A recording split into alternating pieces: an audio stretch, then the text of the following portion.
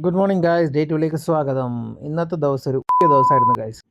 P V ഇന്നലെ രാത്രി 12 മണിക്ക് പുലർച്ചെ ബാത്റൂമിലൊക്കെ വീണിട്ട് താടിയൊക്കെ പൊട്ടി. ഇന്നലെ രാത്രി പോയിട്ട് ഡ്രസ്സൊക്കെ ചെയ്ത് തിരിച്ചു വന്ന് ഇന്ന് ഉച്ചക്ക് അഡ്മിറ്റ് ആവണം എന്നൊക്കെ പറഞ്ഞിട്ട് അശ്വതി പി ആകെ ടെൻഷനിലാണ്. സർജറി ഒക്കെ ചെയ്യണം എന്നൊക്കെ പറഞ്ഞിട്ട് കുഞ്ഞിപ്പണ് രാവിലെ അലമ്പ് തുടങ്ങിയിട്ട് ഇന്നലെ എന്താ സംഭവിച്ചു വെച്ച് കഴിഞ്ഞാൽ അശ്വതി പി കുളിക്കാൻ കയറി. പിറകെ കുഞ്ഞിപ്പണ്ണ് ഓടി. അപ്പോൾ കുഞ്ഞിപ്പണ്ണ് ബാത്റൂമിലേക്ക് കയറിയോട് അശ്വതി പി കുഞ്ഞിപ്പണ്ണിനെ പിടിക്കാൻ വേണ്ടി ഒന്ന് കുമ്പിട്ടതാ. നേരെ താഴെ വീണു. താടി മുറിഞ്ഞു, ബ്ലഡായി. രാത്രി ഹോസ്പിറ്റലിൽ പോയി. എമർജൻസി പുക. ഹോസ്പിറ്റലിൽ നിന്ന് എൻ്റെ ഫോണിൻ്റെ ഡിസ്പ്ലേയും വീണു പൊട്ടി. ഒന്നും പറയണ്ട. കുഞ്ഞിപ്പെണ്ണാണെങ്കിൽ ഇവിടെ എന്ത് സംഭവിച്ചാലും എനിക്കൊരു പുല്ലുമില്ല എന്നും പറഞ്ഞിട്ടതാ അവളുടെ സ്ഥിരം അലമ്പ് വീണ്ടും തുടങ്ങി. ഫുഡ് കഴിക്കുന്നില്ല. ഫോണിൻ്റെ ഡിസ്പ്ലേ റെഡിയാക്കിയിട്ട് വേണം കൈസ് അശ്വതി പിന്നെയും കൊണ്ട് ആസ്പത്രിയിൽ പോകാൻ വേണ്ടിയിട്ട്.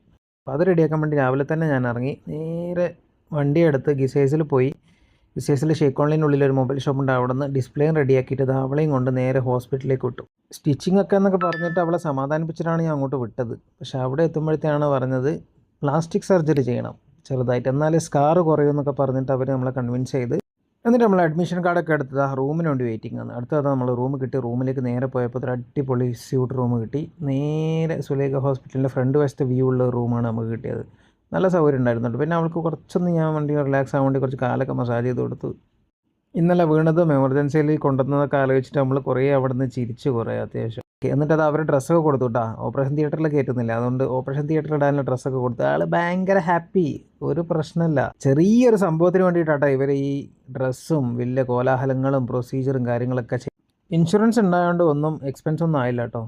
ഒരു 9 മണിയൊക്കെ ആകുമ്പോൾ അവൾ എല്ലാം കഴിഞ്ഞ് വന്ന് നമ്മൾ വീട്ടിലെത്തി.